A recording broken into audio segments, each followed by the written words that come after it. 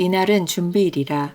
유대인들은 그 안식일이 큰 날이므로 그 안식일에 시체들을 십자가에 두지 아니하려 하여 빌라도에게 그들의 다리를 꺾어 시체를 치워달라 하니, 군인들이 가서 예수와 함께 못 박힌 첫째 사람과 또 그 다른 사람의 다리를 꺾고 예수께 이르러서는 이미 죽으신 것을 보고 다리를 꺾지 아니하고, 그중 한 군인이 창으로 옆구리를 찌르니 곧 피와 물이 나오더라.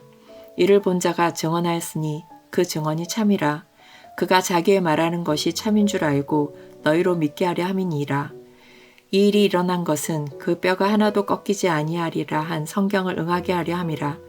또 다른 성경에 그들이 그 찌른 자를 보리라 하였느니라. 아리마대 사람 요셉은 예수의 제자이나 유대인이 두려워 그것을 숨기더니 2일 후에 빌라도에게 예수의 시체를 가져가기를 구하매 빌라도가 허락하는지라. 이에 가서 예수의 시체를 가져가니라. 일찍이 예수께 밤에 찾아왔던 니고데모도 모략과 침향 섞은 것을 100리트라쯤 가지고 온지라. 이에 예수의 시체를 가져다가 유대인의 장례법대로 그 향품과 함께 세마포로 쌌더라. 예수께서 십자가에 못 박히신 곳에 동산이 있고 동산 안에 아직 사람을 장사한 일이 없는 새 무덤이 있는지라. 이날은 유대인의 준비일이요 또 무덤이 가까운 고로 예수를 거기 두니라.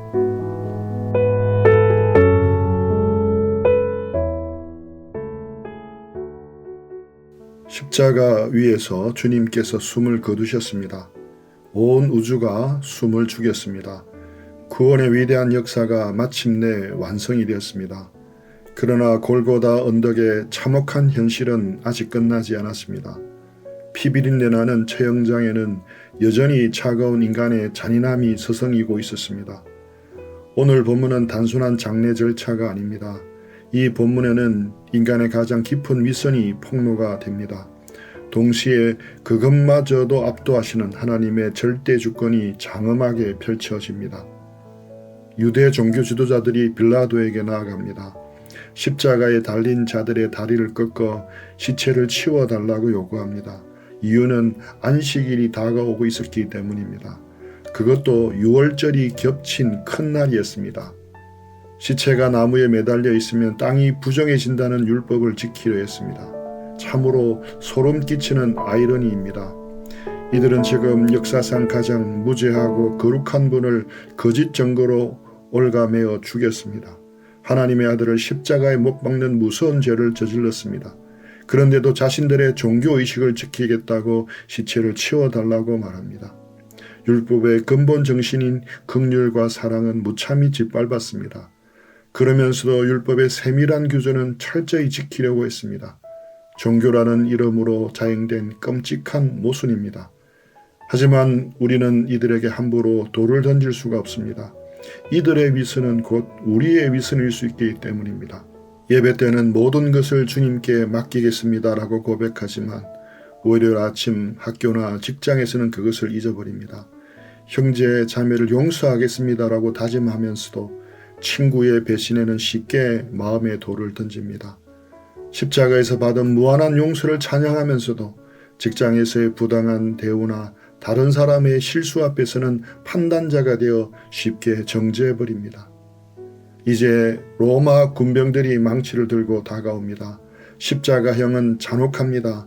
제수가 숨을 거두기까지 며칠이 걸리기도 합니다. 다리를 꺾는 것은 숨을 쉬기 위해 몸을 지탱하지 못하도록 만들어 질식사를 유도하는 끔찍한 확인사살입니다. 군병들은 십자가 한편에 달린 강도의 다리를 꺾었습니다. 그리고 반대편 강도의 다리도 무참히 꺾었습니다. 이제 예수님의 차례입니다. 군병들이 예수님 앞에 섰습니다. 망치를 높이 들었을 것입니다.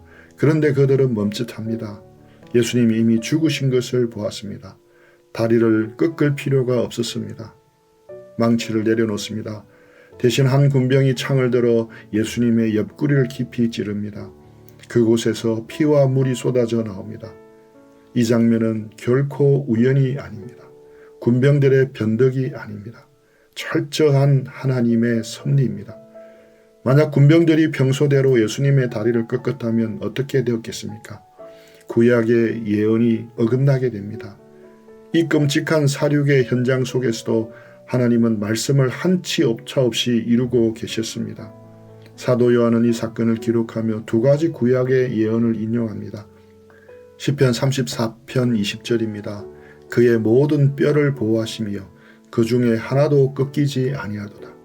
그리고 스가랴 12장 10절입니다. 그들이 그 찌른 바 그를 바라보고. 이 두 예언을 깊이 묵상해 보십시오. 한 예언은 뼈가 꺾이지 않아야 한다는 말씀입니다. 다른 예언은 창에 찔려야 한다는 말씀입니다. 로마 군병들의 원래 목적은 다리를 꺾는 것이었습니다. 그들은 옆구리를 찌를 계획이 전혀 없었습니다. 그러나 그들은 자신들도 모르는 사이에 하나님의 말씀을 정확하게 성취하고 있었습니다. 악한 자들의 폭력과 우발적인 행동조차 하나님의 영원한 작정과 주권 아래 놓여 있습니다. 하나님의 말씀은 결코 땅에 떨어지지 않습니다. 우리 눈에 아무리 상황이 절망적이고 불가능하게 보여도 하나님은 당신의 뜻을 반드시 이루십니다. 불신자들의 악한 계획 속에서도 하나님의 구원의 역사는 도도히 흘러갑니다. 예수님의 뼈가 꺾이지 않은 것은 더욱 깊은 구원의 진리를 품고 있습니다. 요한은 시편을 염두에 두었지만 더 근원적으로 유월절 어린 양을 가리키고 있습니다. 출애굽기 12장 46절과 민수기 9장 12절에 보면 하나님은 유월절 양을 먹을 때 그 뼈를 꺾지 말라고 엄히 명령하셨습니다. 왜 그렇습니까? 예수님이 바로 그 유월절에 참된 어린 양이시기 때문입니다. 유대인들이 유월절을 지키기 위해 분주하던 바로 그 시간에 하나님의 어린 양이신 예수님은 십자가에서 피를 흘리셨습니다. 옛날 이스라엘 백성들은 문설주에 양의 피를 발랐습니다. 죽음의 사자가 그 집을 지나가도록 하기 위함이었습니다. 예수님이 하신 일도 그와 같습니다. 흠없는 자신을 제물로 내주셨고 그 피로 우리를 죄의 권세에서 건져내셨습니다. 사망의 권세도 우리에게 미치지 못하게 하셨습니다. 예수님은 우리를 위한 진정한 유월절 어린 양이셨던 것입니다. 옆구리에서 피와 물이 흘러나왔습니다. 사도 요한은 이 사실을 현장에서 목격하고 장엄하게 증언합니다. 35절 이를 본 자가 증언하였으니 그 증언이 참이라. 요한이 이토록 피와 물을 강조하는 이유가 무엇입니까? 당시 영지주의라는 이단들이 있었습니다. 그들은 예수님이 진짜 육신을 입은 것이 아니라고 가르쳤습니다. 그러나 요한은 예수님이 우리와 똑같은 육신을 입으셨고 실제로 피를 흘리시며 죽으셨음을 강력하게 변증합니다. 예수님의 죽음은 환상이 아닙니다. 우리를 대신한 철저하고 완전한 육체적 대속의 죽음이었습니다. 그 피가 우리를 살립니다. 그 창에 찔린 옆구리를 보십시오. 그곳에서 흘러나오는 피와 물이 바로 우리를 영원한 심판에서 건져낸 생명수입니다. 우리는 이 보혈 없이는 단 하루도 살아갈 수 없는 연약한 죄인들입니다. 우리의 교만과 불순종을 씻어내는 것은 오직 그 보혈뿐입니다. 이제 해가 저물어 갑니다. 시체를 거두어야 할 시간이 다가옵니다. 예수님의 시신은 어떻게 됩니까? 제자들은 모두 도망쳤습니다. 예수님의 십자가 곁에는 절망과 침묵만이 맴돌고 있습니다. 로마의 십자가 처형은 죽음으로 끝나지 않습니다. 시신을 새나 들짐승의 먹이로 던져버리는 것이 그들의 잔인한 관례였습니다. 수치심을 극대화하기 위함입니다. 유대 지도자들은 안식일이 오기 전에 서둘러 이 끔찍한 현장을 치워버리고 싶어 했습니다. 가장 위대한 사랑을 베푸신 주님의 시신이 쓰레기처럼 버려질 위기입니다. 바로 그 절망의 순간입니다. 성경은 전혀 예상치 못한 두 사람을 등장시킵니다. 아리마대 사람 요셉과 니고데모입니다. 요셉은 사내들인 공의에 존경받는 공회원이었습니다. 그는 부유한 자였습니다. 사도 요한은 그를 가리켜 예수의 제자이나 유대인들이 두려워 그것을 숨기더니라고 기록합니다. 그는 숨어있는 제자였습니다. 자신의 사회적 지위와 명예, 재산을 잃을까 두려워 감히 예수님을 따른다고 말하지 못했습니다. 그런데 그가 지금 빌라도에게 나아갑니다. 총독에게 십자가에 달린 반역자의 시신을 내어달라고 요구합니다. 이것은 자살 행위나 다름이 없습니다. 공회원으로서의 특권은 물론이고 목숨까지 내놓아야 하는 엄청난 결단이었습니다. 도대체 무엇이 이 겁 많고 주저하는 사람을 이토록 담대하게 만들었을까요? 바로 십자가입니다. 십자가에서 흘리신 주님의 피가 그의 심령을 뒤흔들어 놓았습니다. 십자가에서 구원의 사역을 다 이루으셨다고 선포하시며 숨을 거두시는 그 장엄한 사랑 앞에 요셉의 모든 두려움은 산산조각이 났습니다. 은혜가 두려움을 이겼습니다. 자신만만하던 다른 제자들이 살겠다고 도망칠 때 이 숨어있는 제자는 주님과 함께 죽겠다고 나선 것입니다. 요셉 곁에 또 한 사람이 섭니다. 니고데모입니다. 요한은 그를 소개할 때마다 잊지 않고 덧붙이는 수식어가 있습니다. 일찍이 밤에 예수께 왔던 사람입니다. 그는 요한복음 3장에서 어둠을 틈타 몰래 예수님을 찾아왔던 유대인의 관원이었습니다. 그 역시 사람들의 핍박을 두려워했습니다. 그러나 이제 그는 더 이상 밤의 사람이 아닙니다. 백주 대낮에 가장 참혹한 사형장으로 당당히 걸어 들어옵니다. 그의 품에는 모략과 식량 섞은 것이 들려 있었습니다. 그 무게가 무려 100리터라입니다. 오늘날의 무게로 환산하면 약 30kg이 넘는 어마어마한 양입니다. 이 엄청난 양의 향품은 일반적인 장례에 쓰이는 것이 아닙니다. 이것은 오직 왕의 장례식에만 쓰이는 분량입니다. 세상은 예수님을 죄인으로 조롱하며 십자가에 매달았습니다. 로마 군인들은 가시관을 씌우며 침을 뱉었습니다. 그러나 니고데모는 찢기고 상한 그 시신 앞에서 만왕의 왕을 예배하고 있었습니다.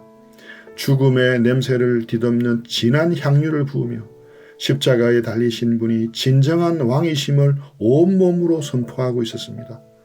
가장 치욕스러운 십자가 아래서 가장 영광스러운 왕의 장례가 시작되고 있는 것입니다. 이것이 하나님의 섭리입니다. 이사야 선지자는 약 700년 전 이렇게 예언했습니다.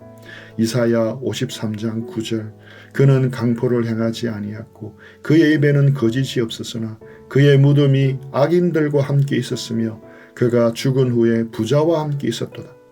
아니마대 요셉의 부유함과 니고데모의 헌신을 사용하여 주님의 마지막 가시는 길을 왕의 예우로 덮으셨습니다. 악인들의 조롱 속에서도 하나님은 영광스러운 구속의 역사를 한치의 오차도 없이 완성하고 계셨습니다. 그들은 예수님의 시신을 정성껏 모셔내립니다. 굳어버린 피를 닦아냅니다. 유대인의 장례법대로 그 엄청난 향품과 함께 세마포로 주님의 몸을 단단히 감쌉니다. 십자가가 세워진 곳 가까운 동산에 아직 사람을 장사한 적이 없는 새 무덤이 있었습니다.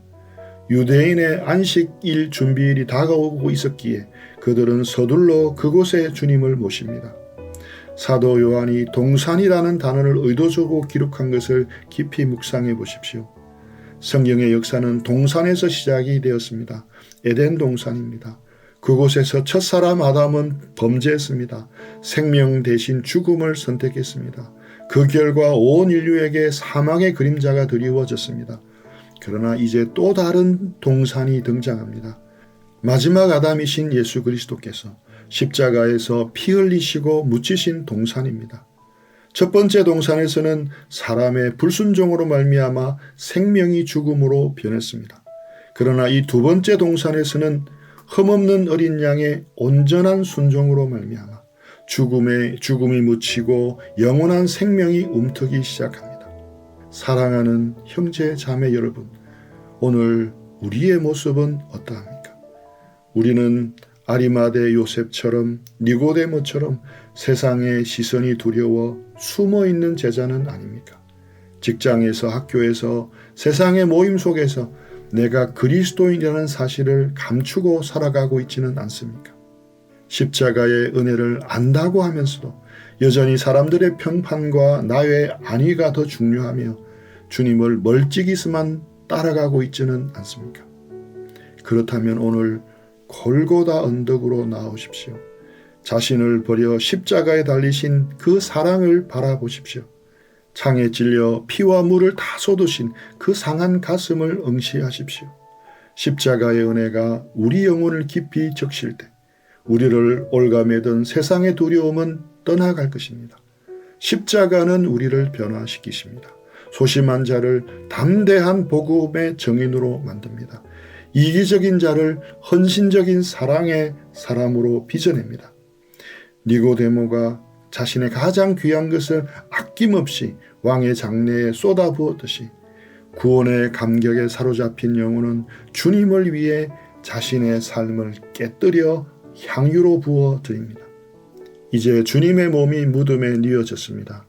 무거운 돌문이 닫혔습니다. 깊은 침묵이 찾아왔습니다. 그러나 이 침묵은 절망의 끝이 아닙니다.